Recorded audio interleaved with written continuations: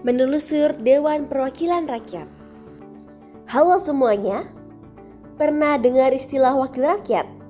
Nah, hari ini kita akan mengupas tuntas tentang DPR, mulai dari sejarah, hukum dasar, tugas, dan siapa saja di dalamnya, hingga perannya dalam menentukan arah kebijakan negara kita. Yuk, simak penjelasannya. DPR atau Dewan Perwakilan Rakyat adalah lembaga tinggi negara di Indonesia yang dipilih melalui pemilu untuk mewakili suara rakyat. Tugas utamanya terangkum dalam 3 fungsi: membuat undang-undang atau legislasi, menyusun anggaran negara atau anggaran, dan mengawasi kinerja pemerintah atau pengawasan. Setelah tahu perkenalan singkat, mari kita ulik sejarah DPR. Dimulai dari Volksraad tahun 1918 sampai 1942, kemudian dilanjut dengan KNIP 1945 sampai 1949, DPR RI 1949 sampai 1950, DPR Pemilu 1955, dan DPR era reformasi 1998 sampai sekarang. Sejarah yang pertama, Volksraad 1918 sampai 1942. Volksraad atau Dewan Rakyat dibentuk oleh pemerintah kolonial Belanda pada tahun 1918. Lembaga ini menjadi cikal bakal parlemen di Indonesia, tetapi kewenangannya sangat terbatas. Volksraad hanya berfungsi sebagai badan penasehat pemerintah kolonial dan tidak memiliki kekuasaan membuat keputusan. Anggotanya terdiri dari orang Belanda, Timur Asing, dan sebagian kecil pribumi. Meskipun belum demokratis, Volksraad menjadi awal keterlibatan tokoh-tokoh Indonesia dalam praktik perwakilan rakyat dan perjuangan politik melalui jalur parlementer. Yang kedua ada KNIP 1945 sampai 1949. Setelah Indonesia merdeka pada 17 Agustus 1945, dibentuk Komite Nasional Indonesia Pusat atau disingkat KNIP. Awalnya, KNIP bertugas membantu presiden, tetapi kemudian berkembang menjadi lembaga legislatif. Sementara karena DPR dan MPR belum terbentuk, KNIP memiliki peran penting dalam menetapkan garis-garis kebijakan negara dan mengawasi jalannya pemerintahan. Dalam masa ini, KNIP menjadi wujud awal demokrasi Indonesia dan berfungsi layaknya DPR sebelum terbentuknya secara resmi melalui pemilu. Yang ketiga ada DPR RI 1949 sampai 1950.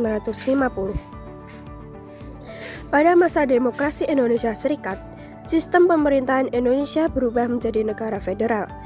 DPR RI dibentuk sebagai lembaga legislatif yang anggotanya berasal dari perwakilan negara-negara bagian. Namun, sistem ini tidak bertahan lama karena dianggap tidak sesuai dengan semangat persatuan nasional. Akhirnya, Indonesia kembali ke bentuk Negara Kesatuan Republik Indonesia pada tahun 1950. Yang keempat, DPR Pemilu 1955. Pemilu 1955 merupakan pemilihan umum pertama dan paling demokratis dalam sejarah Indonesia. Melalui pemilu ini, dibentuk DPR yang anggotanya dipilih langsung oleh rakyat. DPR hasil pemilu 1955 menjalankan fungsi legislasi, pengawasan, dan anggaran dengan cukup baik. Namun, situasi politik yang tidak stabil membuat DPR dibubarkan pada masa demokrasi terpimpin 1959 ketika Presiden Soekarno mengambil alih peran yang lebih besar dalam pemerintahan. Yang kelima, DPR era reformasi dari tahun 1998 hingga sekarang.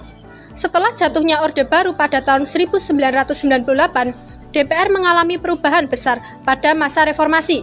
DPR menjadi lembaga yang lebih kuat dan independen dengan fungsi legislasi, anggaran, dan pengawasan yang lebih tegas terhadap pemerintah.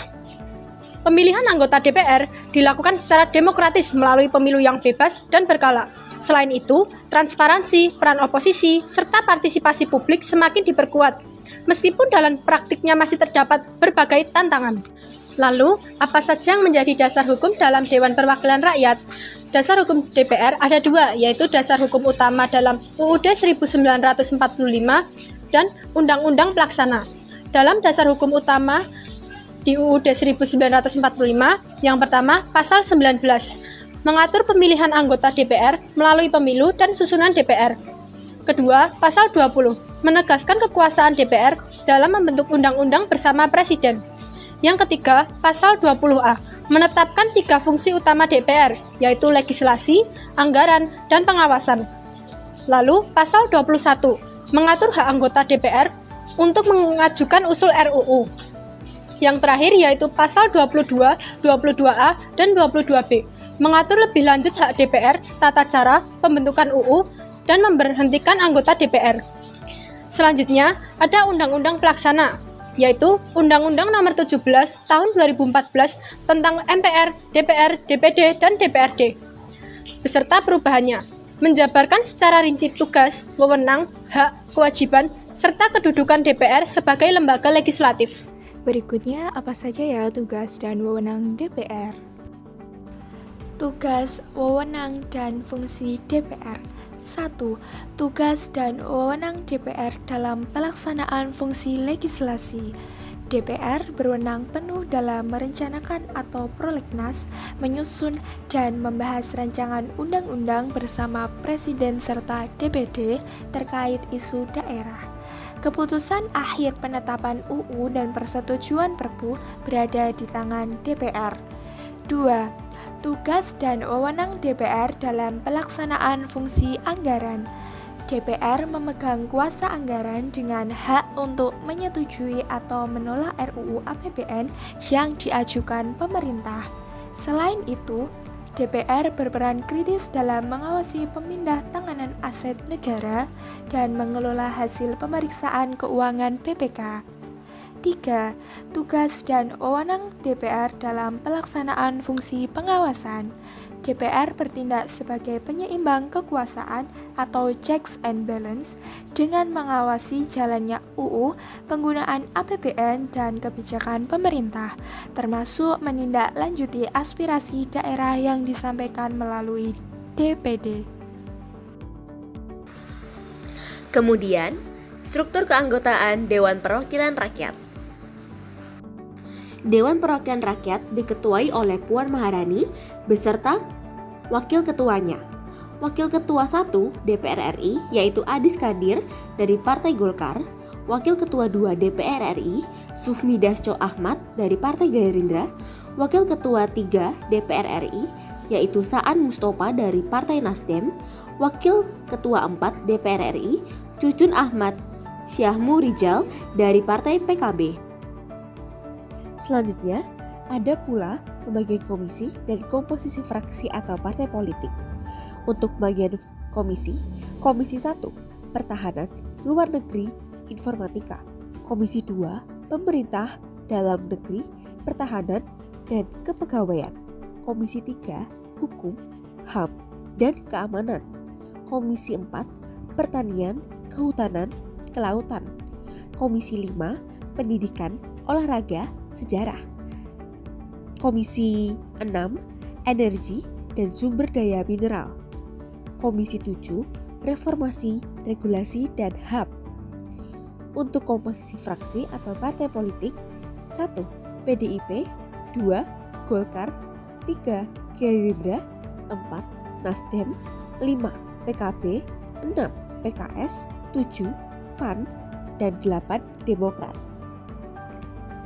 Sebagai kesimpulan, DPR merupakan pilar penting dalam kedaulatan rakyat yang bertugas memastikan aspirasi masyarakat terakomodasi dalam kebijakan negara. Mari kita terus belajar untuk menjadi bagian dari masyarakat yang cerdas secara politik. Terima kasih dan sampai jumpa.